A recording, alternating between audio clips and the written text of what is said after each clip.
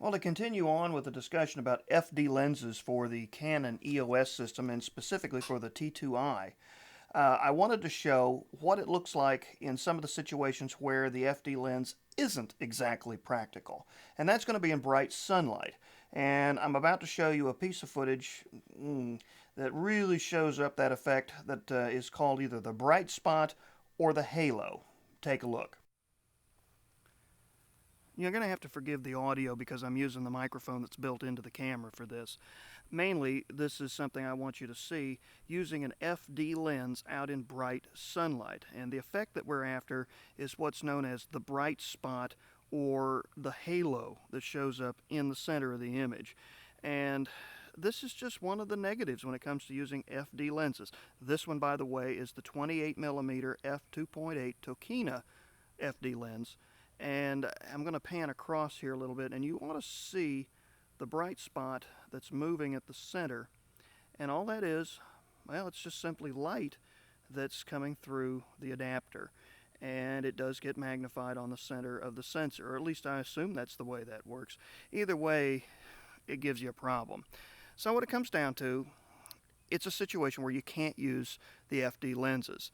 And like any other tool, they do have their place, but this just doesn't happen to be the place. I mean, I have a fine set of jeweler's screwdrivers, but I can't exactly fix the brakes on my car with them. But as a result, I don't just dismiss them out of hand. Again, we got into the discussion yesterday about art forms and tools and lenses and this, that, and the other thing. And if you want to save some money and get some fine quality glass, this isn't a bad way to get started. And are they going to be right for every situation? Probably not. And now you're seeing one of those reasons.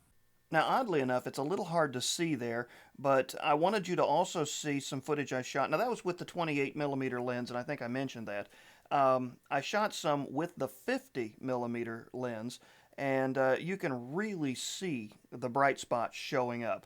It can be a problem, but once again, like I said before, these FD lenses are a tool. They're not always the perfect tool. But considering the prices that are available for these lenses, the variety of the lenses that you can get, and the opportunity to just experiment without breaking the bank, I think you'll find that they can really come in handy for our cameras. I enjoyed the discussion that followed yesterday's video. There were a few comments about back and forth about using FD lenses or not using FD lenses on this camera system. But one thing I think there's really no right or wrong to this. As I said yesterday, it's an artistic choice. So if you want to use them, that's great. If you don't want to use them, that's great. I can imagine a discussion board, a couple hundred years ago with Van Gogh and Cézanne and Gauguin and you name it, some of the painters all arguing over which was the best kind of brush to use for a particular type of painting. You get into the technical stuff and it really takes away from the creative. I mean, again, making movies is an art form. It's a creative exercise. Unfortunately, it's one of the few creative exercises that requires engineers. And of course, when you let the discussion break down to engineers, a lot of times they're just going to tell you what you can't do, and I can say that because I was one. And you're just going to break down into all of the technical minutia, and that's where you don't want to be. But it's still fun to read because you can always find a good tip somewhere in there. You just don't have to always buy into it. Anyway, that's about as much as I want to say for FD lenses today. Next time we might take a look at some of these great big telephoto jobs and something that's particularly interesting. This is called a teleconverter, and it actually doubles the lens. So we'll take a look at that next time.